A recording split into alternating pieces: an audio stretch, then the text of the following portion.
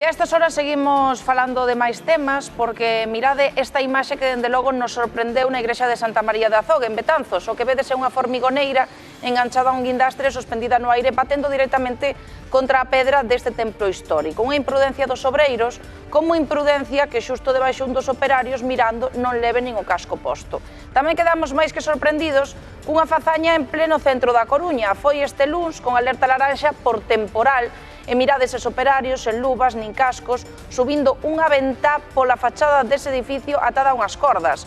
Outros obreiros agardan a fiestra no quinto andar, pero a zona está sen perimetrar, desafiando todas as normas de seguridade e coa xente pasando por debaixo.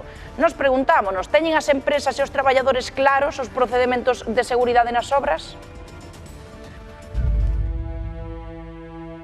Indignación nas redes sociais por estas imaxes, unha formigoneira literalmente voando polos aires e impactando contra o muro desta igrexa gótica. Agora mesmo están en obras para mellorar a cuberta, pero hai quen xa cuestionou o rigor das mesmas. Pero, que opinan os veciños desta zona? A ver, yo creo que muy seguro no puede ser, porque, bueno, ya sabes, es una zona donde tenemos guarderías, niños y tal.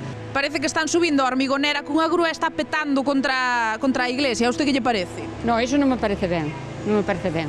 Constantemente estamos pasando por debajo de ellos. Os santos son sagrados ali. No solo que está golpeando contra la fachada, sino que varias veces he visto cómo elevan cosas y me parece preocupante porque por aquí pasamos con los bebés para la guardería. Pensa usted que pode ser peligroso, que lle vai a ocasionar algún daño á iglesia? A ver, eu creo que no. Pues a ver, tampouco vai estar aí moi fuerte, vai... É que teña que levar de alguna maneira. Parecelle usted que o están facendo ben? Non. Por que non? Porque non é seguridade. A ver, son obreros que están traballando, a ver, todo perfecto non... Acabamos de falar co encargado desta obra e aínda que non quixo facer declaracións á Cámara, sí que nos recoñeceu fora delas que existiron eses impactos na fachada desta igrexa. Dixo textualmente que se tratou de dous pequenos golpes e que estiveron provocados polo momento no que se levantou esa formigoneira cun guindastre e comezou a soprar o vento. Di que cando remataron esa maniobra se achegaron ata a fachada e comprobaron que non tiña ningún tipo de dano. Iso sí, entende que isto poidera ter provocado molestias na veciñanza. Carlos, ti tes un local de hostalería aquí ao lado e encontraste co panorama sobre as 7 da tarde. Sí, máis ou menos, si viña cos cans andando por Xoa Flores, parouse todo o mundo porque vimos así como unas poleas colgando e tal, e de repente dimos conta que había unha ventana voando por encima das nosas cabezas, ¿no? E tal, que quedouse todo o mundo así un pouco estupefacto, claro, abriuse todo un oco así. E se dixo, había un operario ali cunha corda, tal, pero que estás facendo, tal, non sei que, non nos fixo ni caso, non? E, claro, a cousa volando por aí e tal, sen un tipo de seguridade, ni arnés, nin as cordas eran de tendal, o sea, era tremendo o rollo, estaban precario total. Que che parece? Unha barbaridade, é dicir, xente pouco profesional.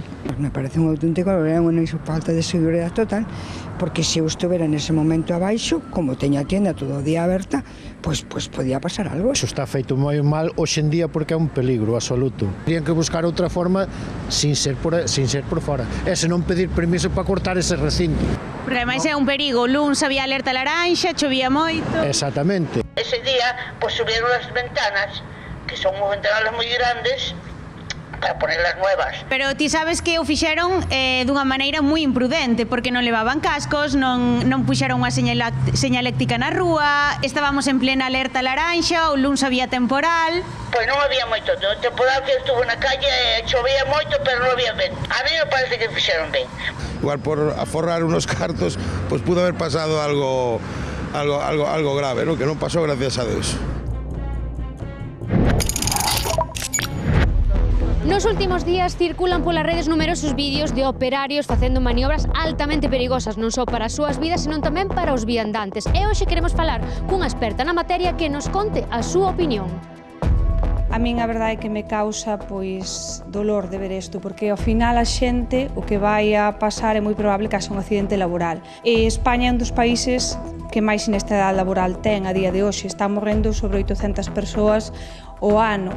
Entón, estos son imprudencias por faltas de medidas de seguridade no traballo. Buscan excusas de que non tiña outra maneira de facelo, e que o xefe pois non me explicou como facelo, e que só era un momentiño, a mí nunca me pasou nada, sempre o fixen así.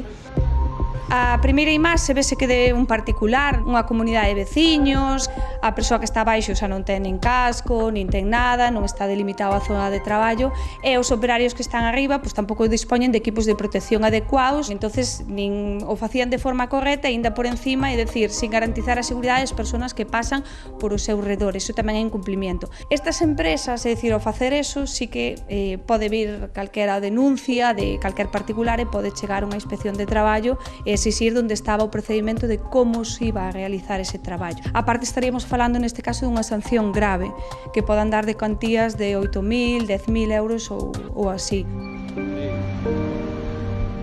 Descoñezco un pouco cal era o obxectivo de levar a hormigonera exactamente, pero xa se ve como os traballadores non teñen protección, é dicir, están utilizando un equipo de traballo que non debería ser transportada así, tambaleas, eso implica un risco. Parece que a zona ni siquiera está protegida, calquer persona pode estar pasando polo lado desa iglesia a caer, é un procedimento tamén de traballo inadecuado a hora de realizar eses traballos. Batemos todos os días con empresarios e traballadores que, bueno, lle dan prioridade a rematar o traballo e olvídanse que teñen obligacións. Cando nos acudimos a darlle as pautas como realizar un traballo, de forma seguro sempre é que se o fago así vai me levar máis tempo. Entonces é máis fácil recurrir a actos imprudentes que a facelo ben.